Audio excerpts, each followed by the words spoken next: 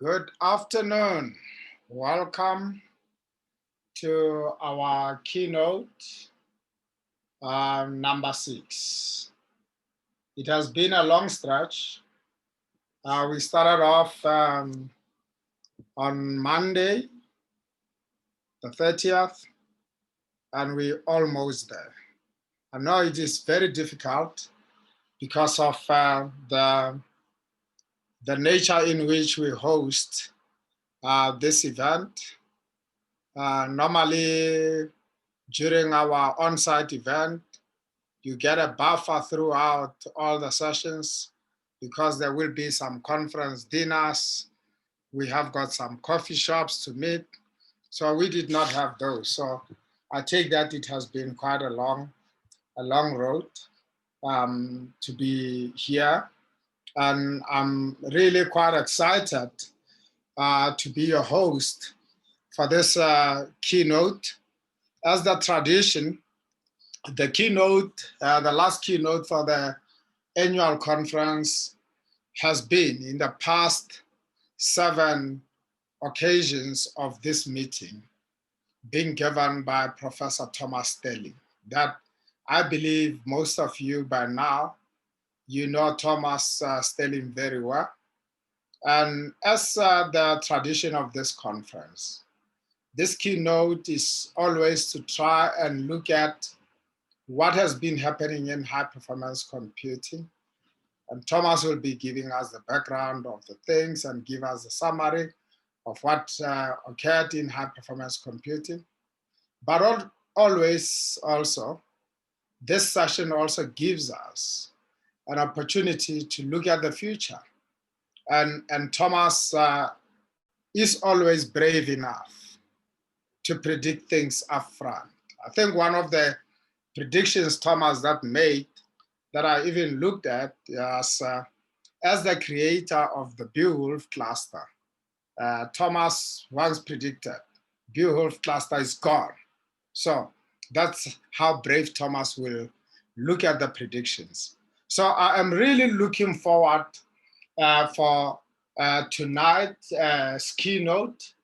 And tonight's keynote, number 6, by Thomas Sterling. As you can see from your calendar, this also is the one that talks about the spear. So we are now looking at the point of the spear. So that's looking at the future, looking at the direction. And without further ado, I'm going to usher in Thomas, and Thomas has pre-recorded this talk, but he is joining us, and he will be able to take question and answer. So let's now go on for the pre-recorded talk that Thomas has given us. And after that, he will be joining me on stage to answer any questions that you might have. Enjoy.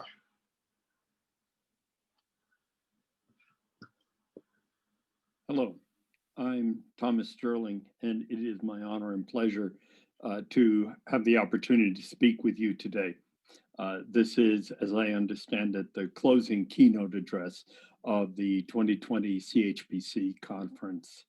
And I want to begin by congratulating Happy and Werner and all the other organizers for pulling this together under such difficult, even unique circumstances worldwide. And so I ask your patience with me as I too try to speak to you virtually and remotely, as opposed to the many other times I've had the real satisfaction in standing in front of you in South Africa. This has truly been a unique year, and I don't use the term unique lightly.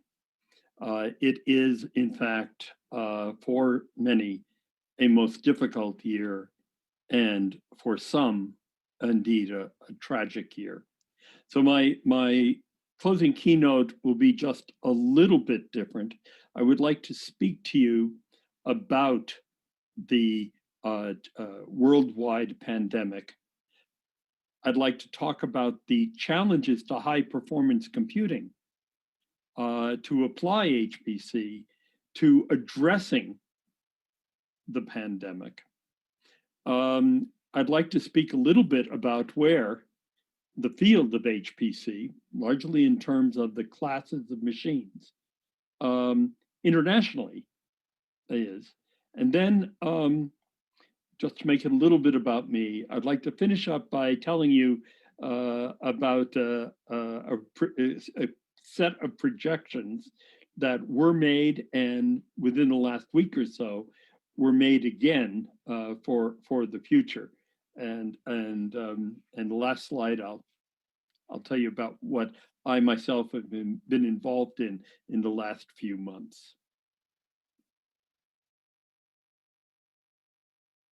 Okay.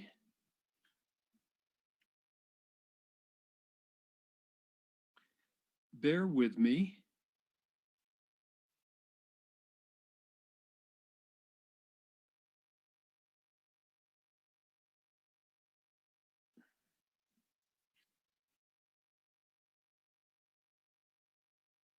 There we go. Sorry about that. This image has got to be recognizable to everybody who is looking this. This has become iconic for 2020. It is in fact a caricature of the COVID-19 virus that has affected really every continent with the possible exception of Antarctica. And I don't think there are any cases in Antarctica. This has killed in the world over 1 million people. In fact, the last number I saw was 1.34 million people. Obviously, those numbers are approximate. It could quite possibly be much higher. In the US, we have passed 250,000, something on the order of 20% of the entire deaths on the planet due to COVID.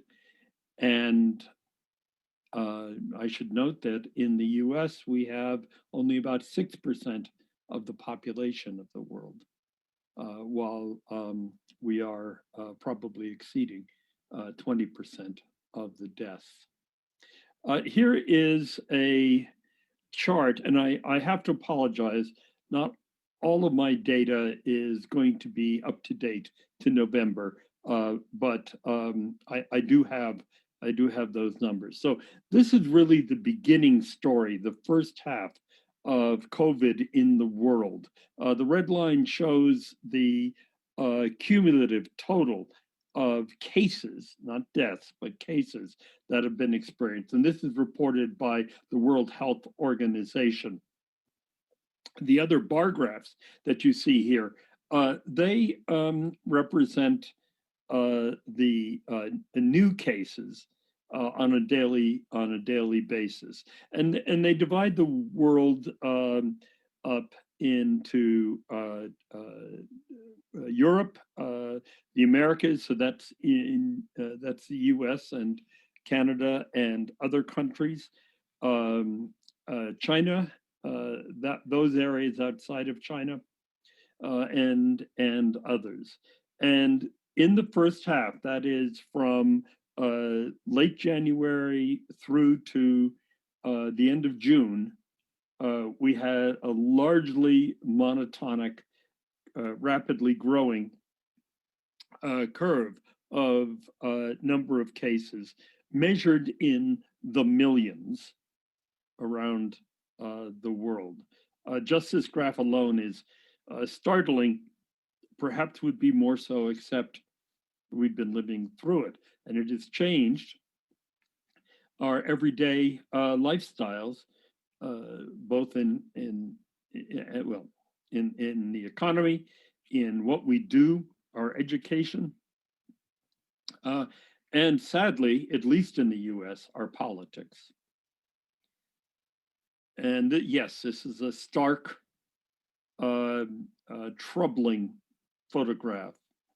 Every day in every major city in the US, at least one such patient goes through the ICU, is supported by specialist doctors and nurses, all working to save the life of the individual.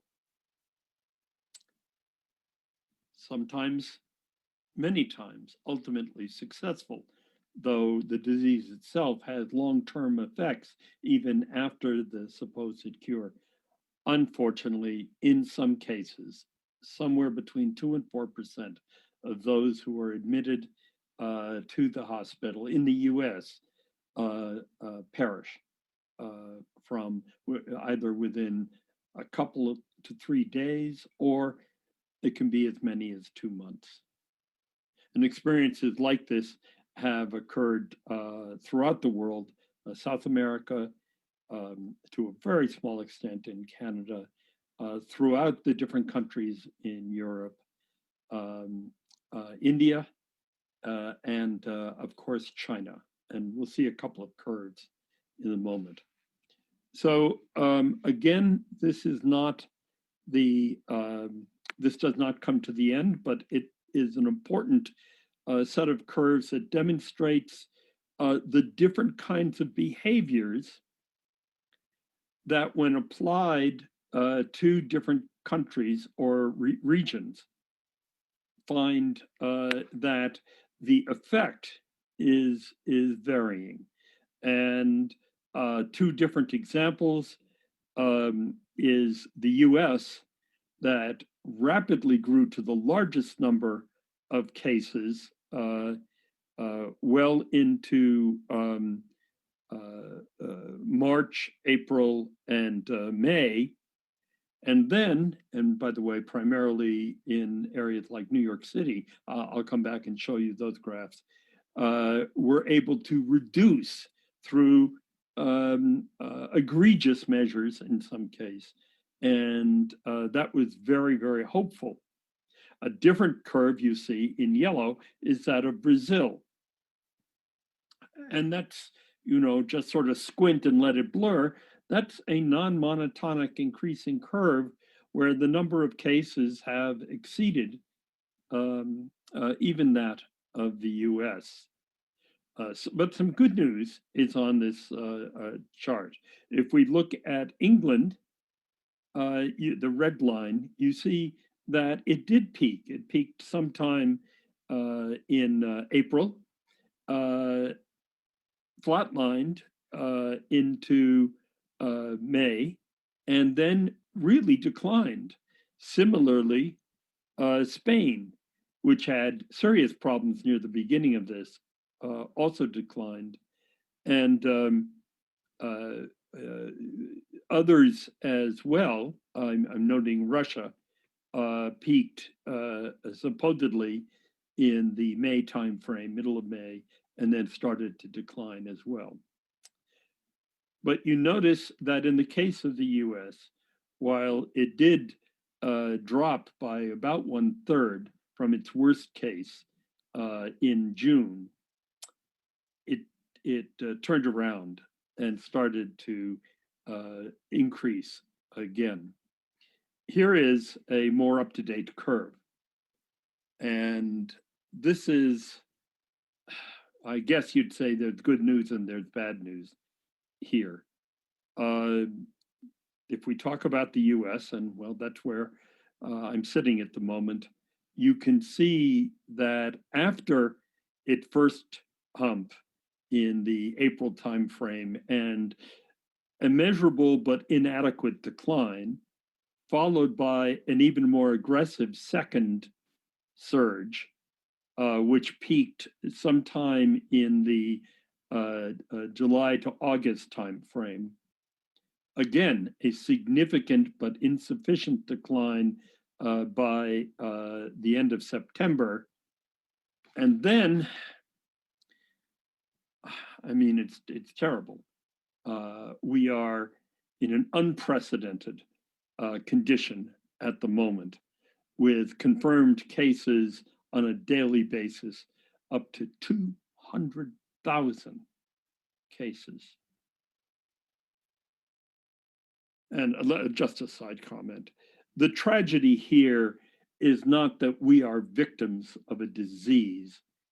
The real tragedy is that we are victims of our ignorance and are politicizing the means in which we can manage this disease. As I think it was in the cartoon Pogo generation ago, we have met the enemy and they are us. But there is good news on this chart as well. In particular, if you look at the gray line, you can see that, I'm sorry, maybe that's purple. You see that here, the curve went up, peaked, and has gone down dramatically. Included in this is China. China, where, to our best knowledge, the COVID-19 virus first was released, took significant measures, Herculean measures, which perhaps their political system permits, and was able to bring it under control. And they're still working it, but they're monitoring it very closely. Other curves, India also peaked and towards this, even the beginning of November, and yet is already in decline. Brazil, however, peaked in the August timeframe, went down and is going up again. So you can look at the other curves as well. So this is up to date, and it clearly shows that across the planet, the US tragically is the one country which is simply running rampant with the spread of the pandemic. And this in part is that at one time there were hotspots like New York City and Washington, Seattle, Los Angeles, California, and perhaps Florida, but that was highly politicized. Now it's really rampant across the entire country. In fact, it's been reported, and I have not verified this, that essentially every county in the United States has one or more cases, when before it was limited to certain cases. Briefly, we look at deaths. Again, I'm unable to give you the most up-to-date information. That black line at the top was the total that took us midway into June. And again, you see the blue line, which is the US. There, as you recall, we had a hope that we would decline, but now you've seen what actually happened. But these are the deaths now. The world has experienced, the last time I looked, 1.34 million deaths. That's unbelievable. And the US has just passed the troubling milestone of 250,000 deaths. I think it's at 255,000 right now. And that means that the US has experienced approximately 20% of all the deaths in the world, while only having 6% of the population. A slightly different version of this, not covering the entire world, but looking principally at the key major countries in Europe, also showing in the dotted lines the US and Canada. Now, these are not the absolute number of deaths. These are deaths per 100,000 of the population. And it is interesting, again, this only goes through the first half of the pandemic. But as you see, Germany mastered this problem early and in a sustained fashion. Spain and the United Kingdom suffered more egregiously. The United States was certainly on a per 100,000 basis was increasing, but was not competing with countries like Italy, which, as we all know, went through a terrible, terrible time in the numbers per 100,000, but largely had recovered until a small uptick currently. Now, I grew up in New York City, so here's a graph of New York City in the first half. And it was really one of the most remarkable stories, at least in the first half of the pandemic, focused on a small area, relatively small. New York City is, by some measures, the largest city in the United States. And here you see that the number of deaths per day escalated by April to about 600. This is one city experiencing 600 deaths per day. And through concerted effort, was able, even under most difficult circumstances due to lack of PPE, health equipment, and lack of tracing and testing early on, was able to bring it down almost to a few deaths per day. Now, any one death is tragic, but this was the remarkable story that showed that with concerted effort, we in the US and we across the planet could in fact satisfy the needs. Unfortunately, we don't seem to have learned our lesson. Now, forgive me for taking some time to iterate on what many of you understand. We are in the worst pandemic in the last century. We are in the perhaps the worst crisis in a lifetime.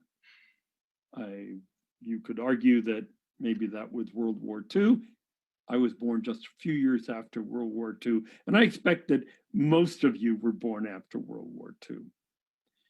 Yes, in my country, we have memories of assassination of our president, John F. Kennedy. We remember other assassinations of one of the greatest men of our time, Martin Luther King Jr. We also, for those of us in the US, remember a heartbreaking assassination of Robert Kennedy, the president's president's brother.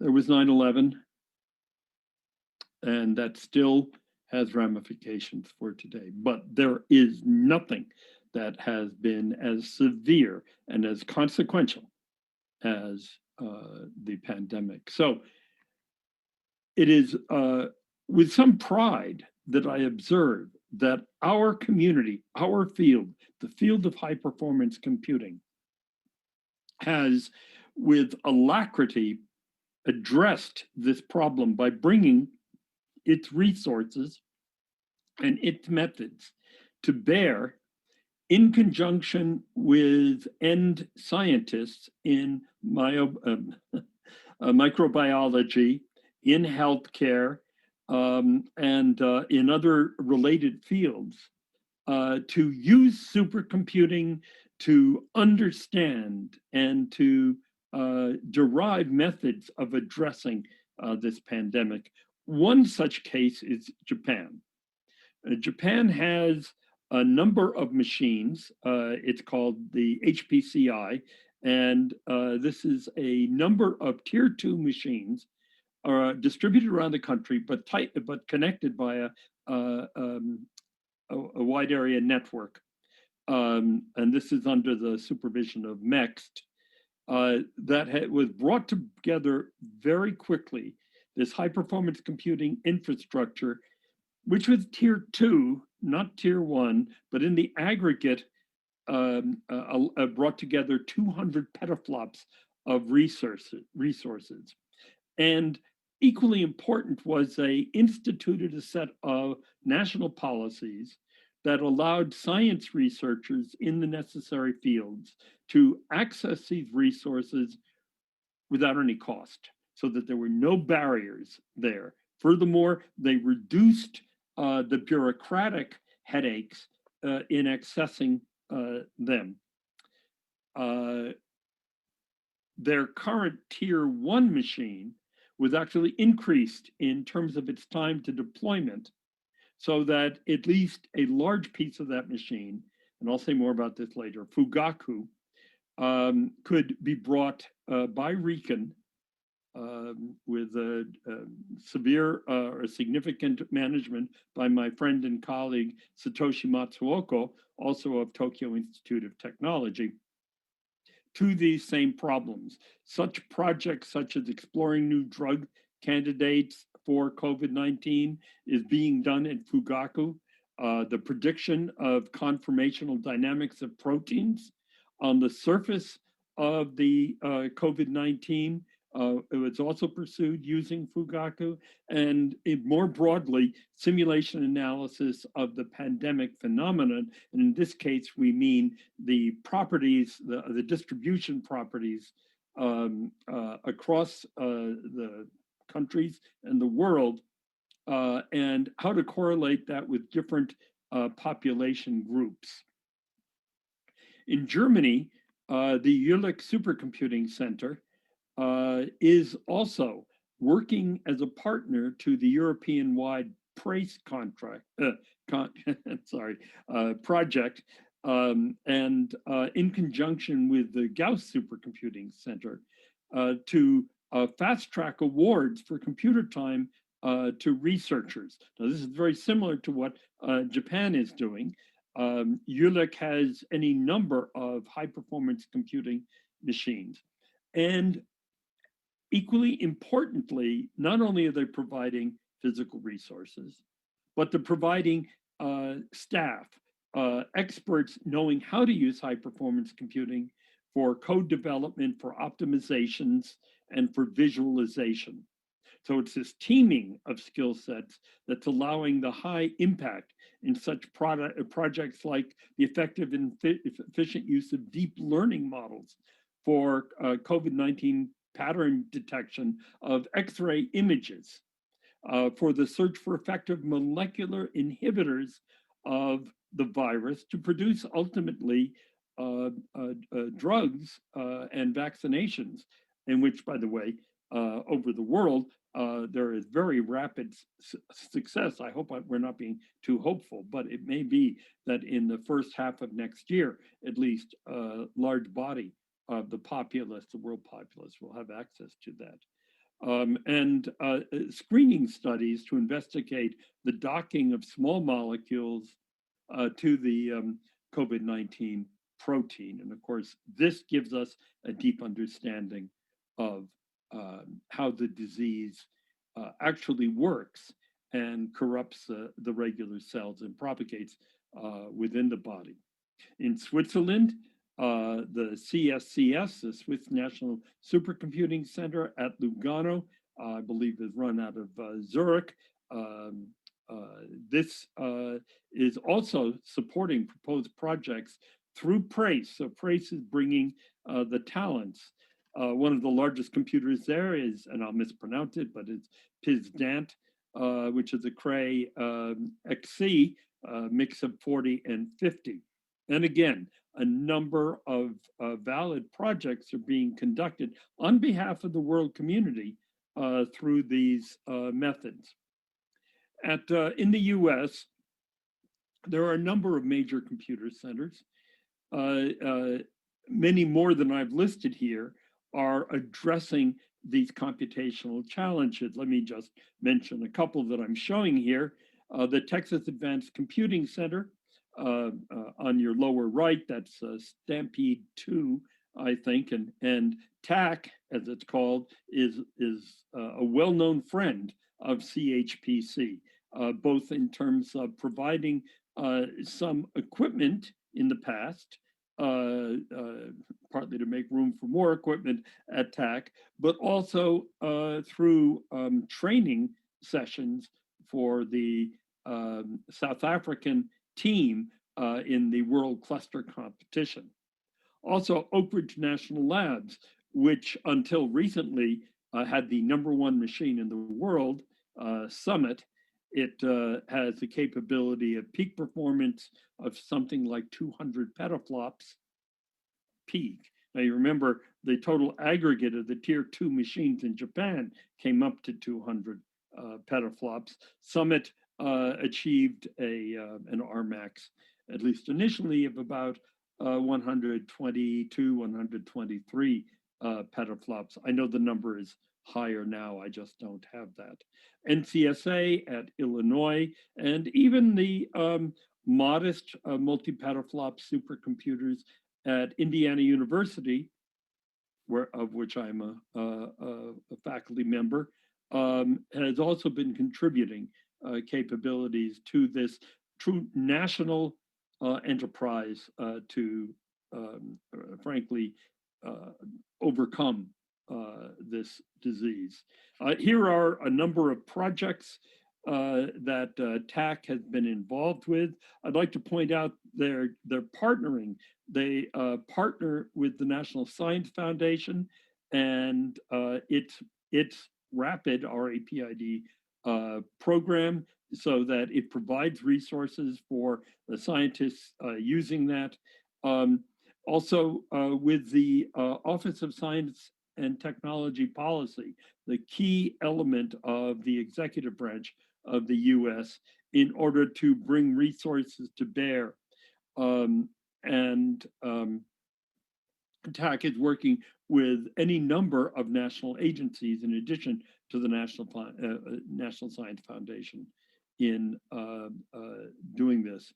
In the area of between March and May, at least 1/3 of all TAC's facilities resources have been applied to COVID-19. Here are some examples of the forms of computation, the challenges, projects that have been applied. I'll just mention a couple. Drug screening, very important for rapidly advancing potential drugs, and viron structural modeling, as well as a number of studies in genomics and epidemiology. So this is a case of rapidly bringing national resources to bear to address a worldwide challenge. Now, I've mentioned Fugaku a couple of times, and I'd like to use that as entry in discussing where we are in terms of the field of supercomputing, that is to say, the capabilities of our leadership research, and also some of the trends. Now, credit where credit is due. Much of, but not all of these slides were directly provided by Eric Strohmeyer, formerly of Lawrence Berkeley National Labs and UC Berkeley. And so credit, again, I want to make sure he gets credit for this. Fugaku is the world's fastest machine, as measured by the top 500 list using the LINPACK benchmark that in fact has been applied for something like 27 years with samplings every half year. And the numbers I'm going to show you come from just a week ago or so at the supercomputing conference. I'll come back to that conference at the very end, just to tell you a couple of things that happened there in which I'm delighted. Fugaku is certainly the largest computer to use ARM processor architectures. And this is a brand new design of the ARM performed by Fujitsu.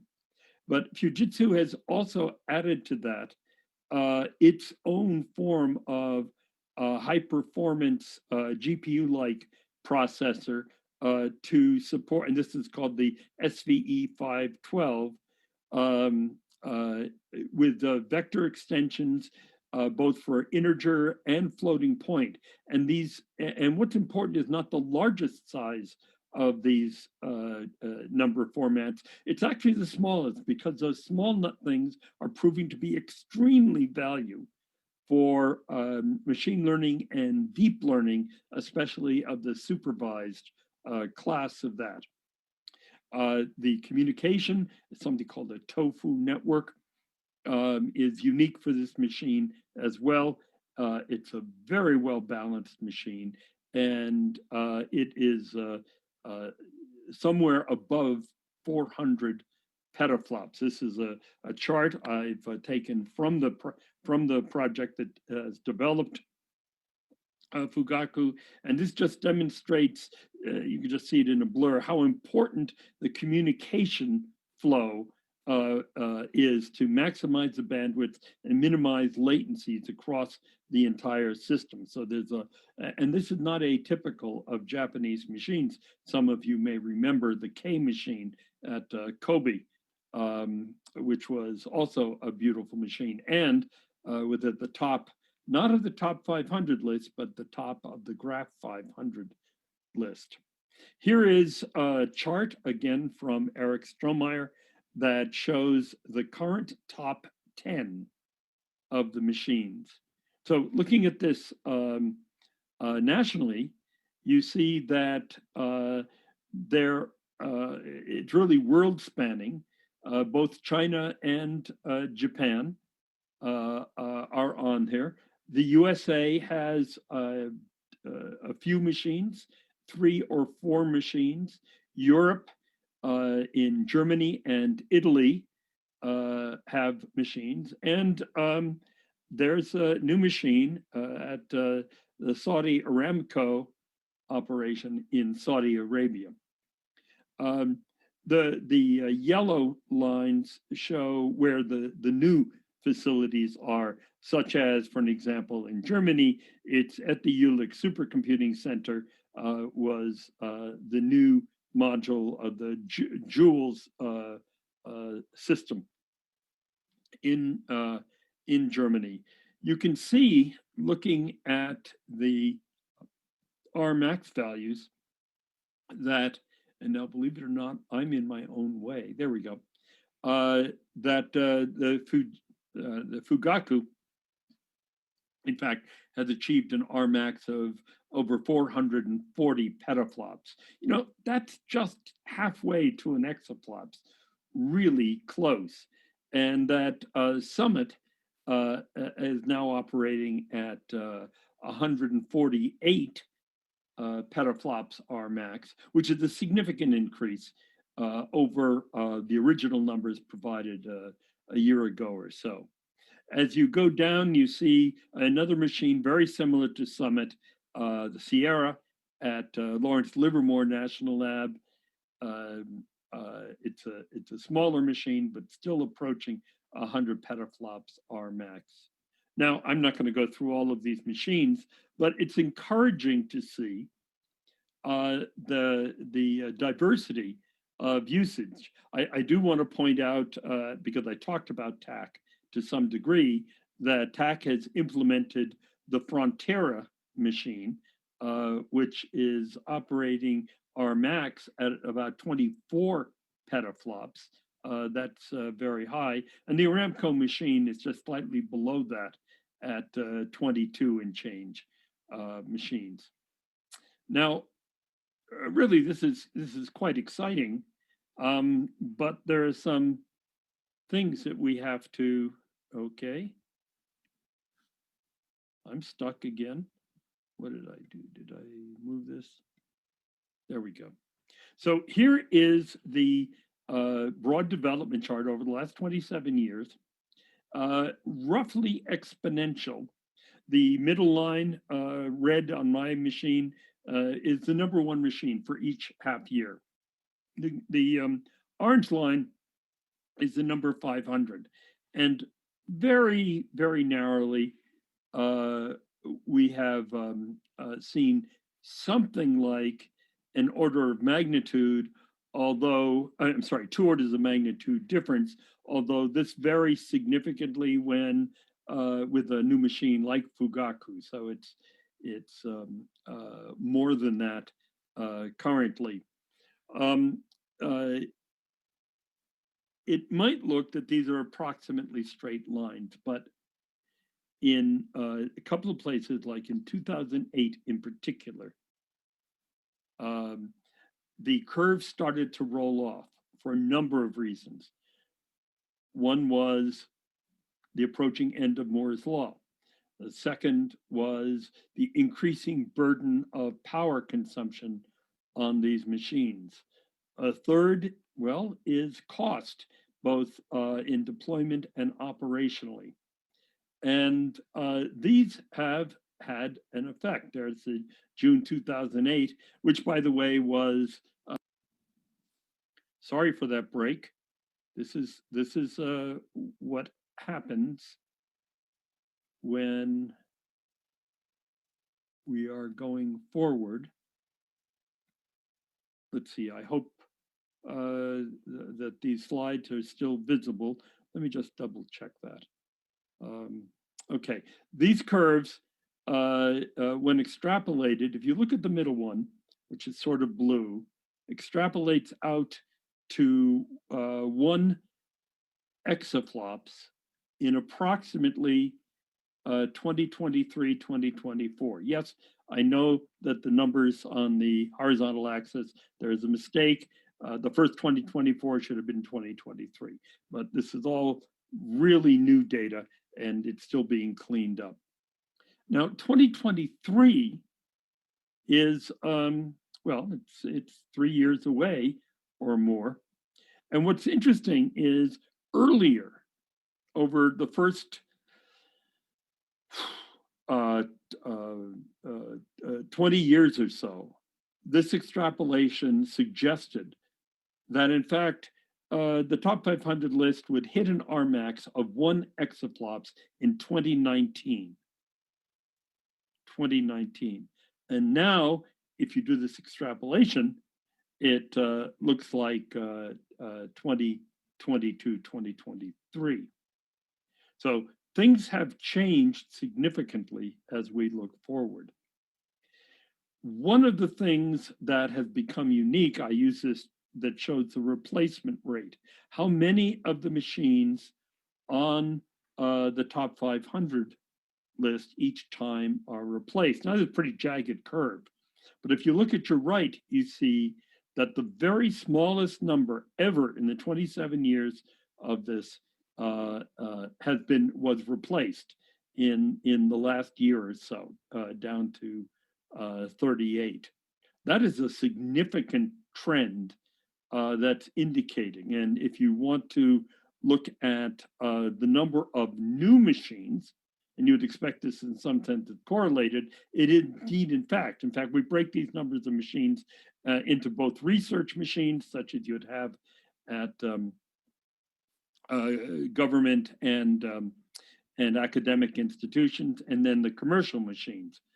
I think it's a really good thing that there have been over the many years more commercial machines than research machines. But if you notice, again, looking at the very right end, that this is a smaller number of new systems, almost in both cases, a little bit more on the research from the absolute lowest, but approximately ever in the history of at least the top 500 list. And not surprisingly, as a result of this, with the slower iterations, the slower replacement, we see that the average age of the machines on the top 500 have been increasing. And indeed, in the case of the commercial machines, it is in fact the highest age, somewhere around 20 months on average per machine. In research machines, it's even higher. It's come down just a little bit, but at about 30 months. So these different trends explicitly really reinforce each other, that there is a significant slowdown, however you want to measure it, in terms of high performance computing deployment. One of the areas that has had a significant impact in the last decade has been in the area of accelerators. And there's a lot of excitement about these accelerators. Many machines add, and in most cases, as NVIDIA machines, there have been a number of different versions of NVIDIA machines, but they are certainly not the only ones. And there's been, roughly speaking, an increasing use of such machines, but it is flatlining. Now, this includes something on the order of about 160 different machines on the top 500 list that include heterogeneous computing using accelerators. But what does that mean? Well, that means that only about 1/3, slightly less actually, of all the machines on the top 500 list use accelerators. Or to put it another way, 2/3 of the machines on the top 500 lists do not use accelerators.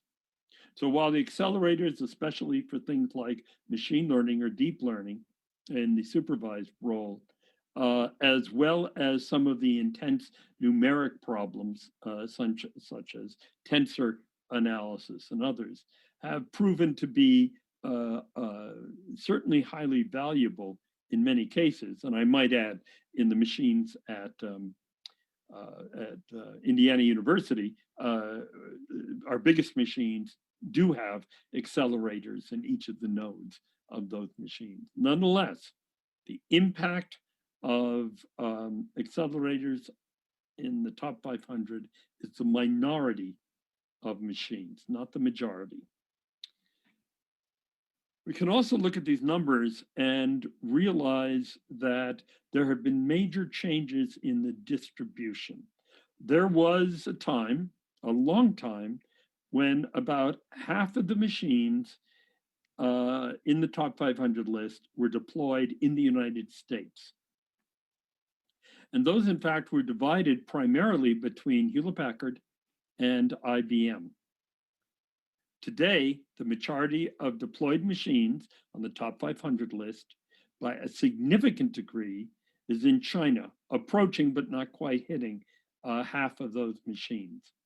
Now, you can add up a number of the different countries, principally in Europe. So I'll do that right now. Let's see, 1, 3, 6, 9, 13, 17% is in Europe, 7% in Japan, and our friends up north have 2% of the total systems. So there are, in fact, many other machines on the top 500 list, and they represent about 45% as well across the world. But China is clearly a dominating case. And if you look at the history of the evolution over the last 27 years, you see that during most of that time, right up until about 2007, the US was dominant.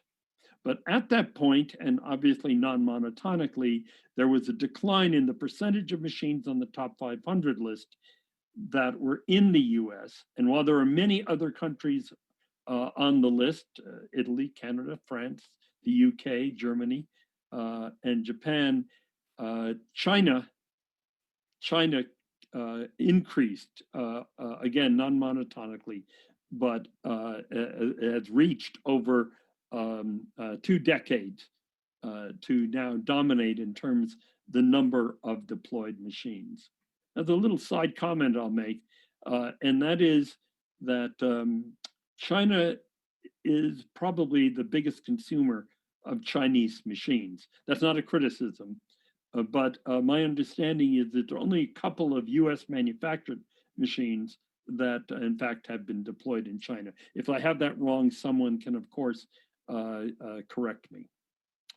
I want to close with one of the events that occurred at the supercomputing conference, and yes, I was involved in it. This year, there was a panel of a number of experts, and I was honored to be among them, that was going to consider a prediction that was made 15 years ago in 2006 at a supercomputing conference.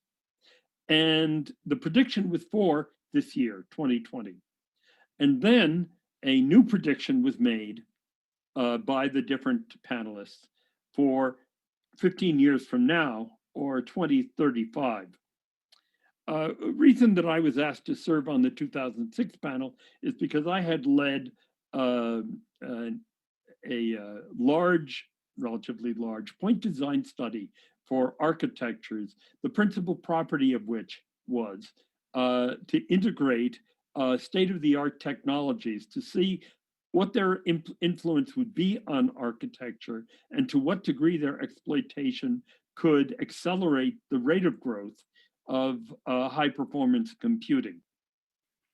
At that time, back in the 1990s, when this project first started, petaflops was more than 1,000 times further than the technologies at that time. So I represented this project. It was called HTMT, and I discussed the implications for superconducting logic, cooled down to 4 kelvins by liquid helium using Josephson junctions, and in a form of logic called single flux quantum gates. Included was a large body of fast SRAMs with PIM, so that they were smart SRAMs, being able to control their own communication and distribution, and in certain cases, their own computation for low or no data reuse in support of the cryostat and the supercomputing. Below that, you see 2 racks of this bluish thing, and that was the optical connection.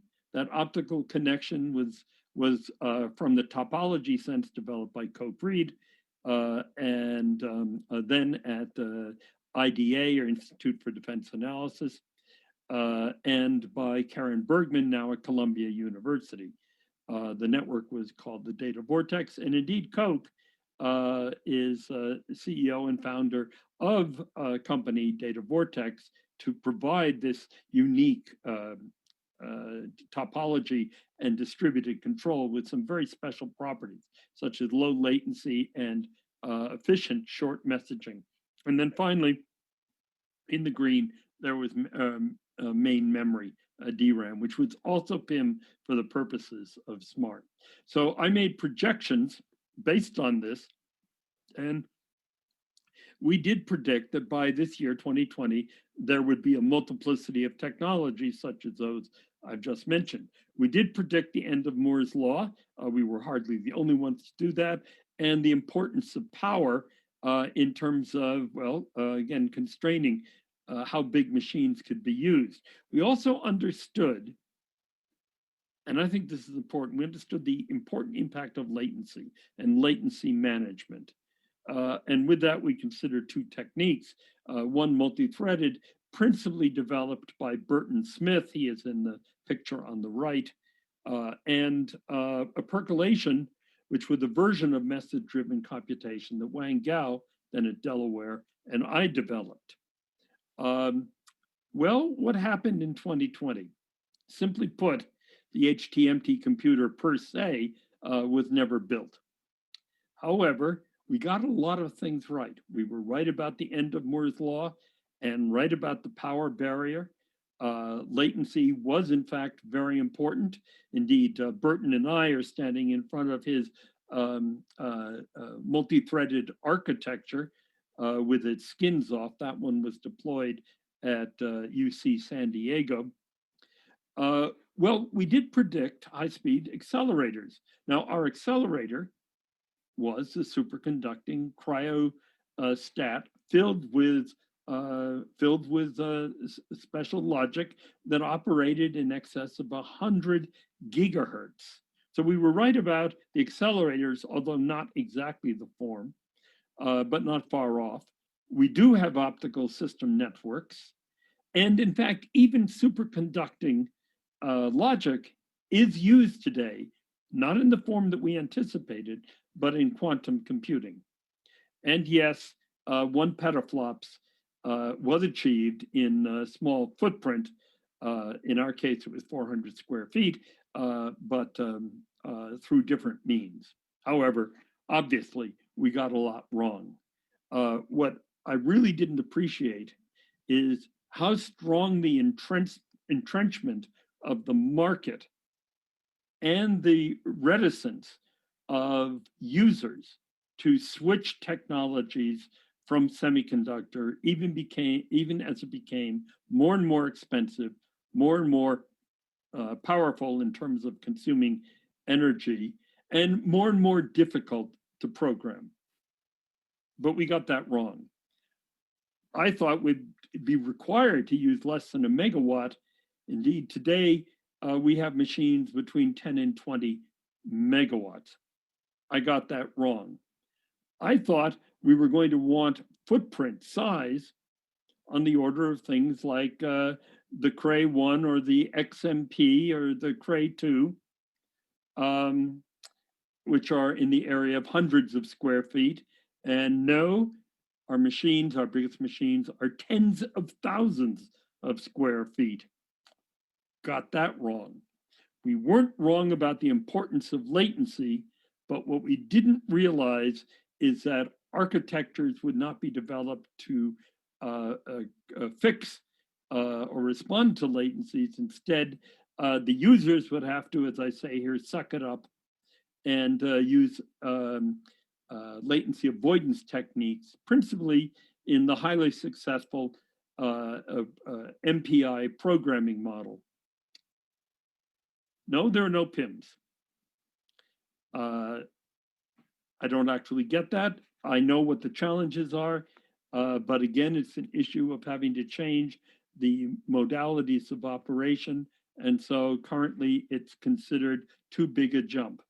And no, multi-threading per se is not the principal form of latency hiding. Rather, caching still reigns in machine architectures. I know you're wondering what we predicted. Well, since I was involved in the HTMT project, I learned a lot of things. I learned about the need for a new execution model. I learned about the need for new mechanisms to improve issues of starvation and latency and overhead and even bottlenecks due to contention, not to mention both energy and reliability. We recognized that the von Neumann architecture had pretty much run out of, well, certainly its exponential trajectory, but also that the von Neumann architecture embodied a number of constraints that frankly were no longer optimal, although their origination, even the first 3 decades of high performance computing, the 50s, the 60s, the 70s, and into the 80s, optimizing for the floating point units, keeping the memory separate from the logic, using principally sequential instruction flow and sequential consistency to make parallel computing look like the results of pure sequential computing. All of those lasted for very many decades, but now they totally constrain. We developed a model, a new execution model called Parallax, a specification. A number of people worked on that. And then as a reduction to practice, the implementation of the HPX runtime system, specifically that at Louisiana State University, and the HPX5 runtime system at Indiana University. A number of people contributing, Jeremy Seek at IU, Hartmut Kaiser and others at LSU, and I'm not doing justice to the whole team. What we found was that because of the failure of the objective function, the optimization function, that we needed to move to a non-von Neumann architecture. And in doing so, our analysis showed that we should be able to achieve at least 2 orders of magnitude peak performance gain on a given semiconductor die, and better than 1 order of magnitude improvement on energy. Using a non-von Neumann technique of very lightweight compute cells and tessellating them on a die so that they're very tightly coupled. These very simple cells, somewhere in excess of only 100,000 transistors, and therefore easy to design, would be used almost in a homogeneous form. And by the way, this includes the opportunity to improve resilience or reliability through graceful degradation. That means let parts of the machine break, but let the machine keep on running. And that improves utilization of the total machine over its lifetime, reduces the costs of operation and construction. And at some point, lets you just roll it out when you've lost about half of the total performance. And at that point, you'll want to roll in a new machine. So in conclusion, we have, since those earlier speculations, predictions, we have started to develop the machine. Now, I have shown not this slide, but slides with some of these images here at the CHPC conference before. The reason why I'm showing them again is because at that time, that was something we were thinking about going forward. On your lower right, you have a number of very small compute cells connected up with each other in a tessellated fashion, each one communicating with its nearest neighbors.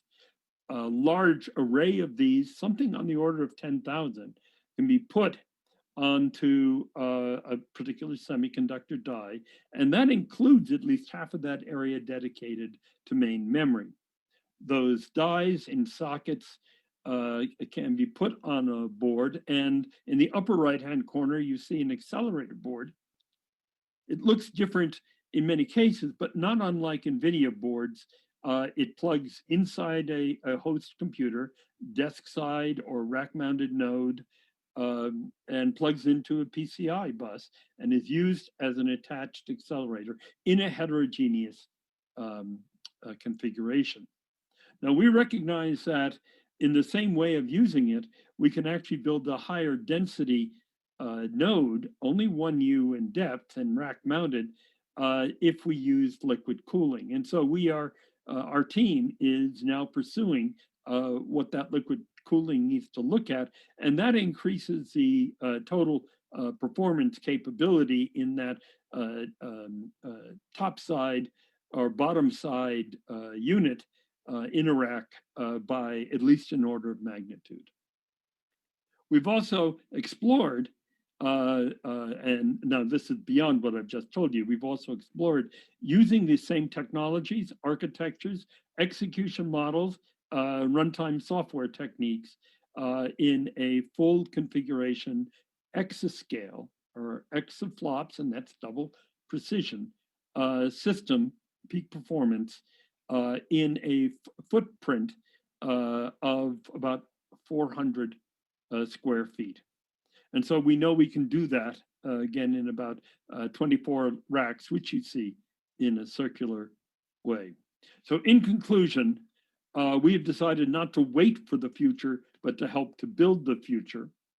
We are pushing ourselves forward in the area of non-von Neumann architecture for the reasons that I mentioned, and we are developing an active memory architecture currently under development, which supports a non-von Neumann execution model and creates a much higher performance and much higher efficiency. And we are currently prototyping an FPGA-based version of this accelerator And if I have it right, it will go into fabrication next week. So thank you very much for your patience and your time. It's been a pleasure in virtually being here at CHPC and sharing with you the interesting times, the challenging times that we have been all engaged in, with the view that HPC, high performance computing, is being used as the point of the spear in analyzing and designing new drugs to conquer the COVID-19, even as the field both grows, but grows more slowly in terms of the class of machines. I certainly hope I will be here in 2035 to tell you that indeed my prediction won, and I will get the new bottle of wine. Thank you all very much for your time in this area.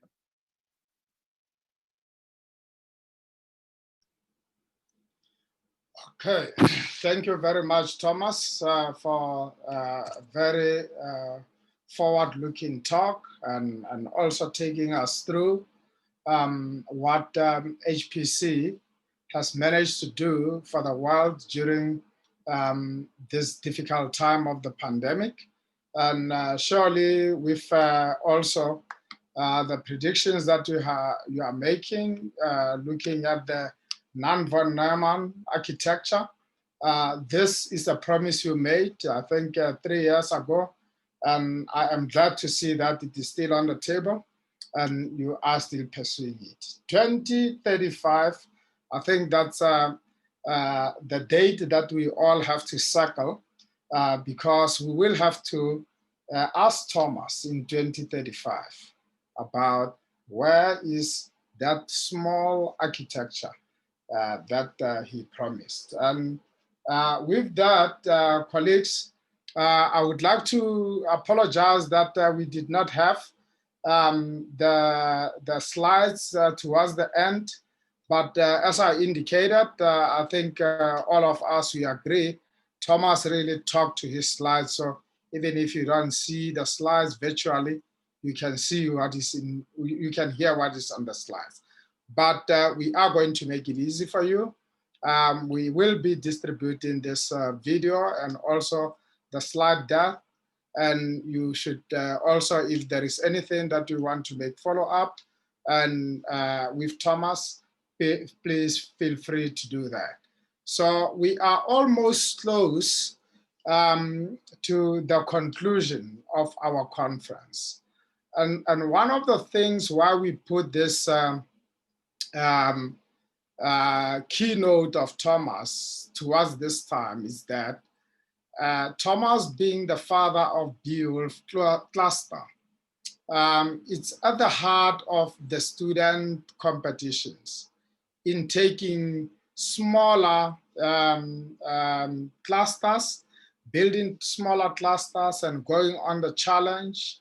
And their challenge is the design of the clusters and also utilizing those clusters. So this has been right at the core of the design of the Beowulf cluster, and the tradition continues. So normally by this time, when Thomas gives his talk, the students are in the hall waiting patiently for the announcement of the awards.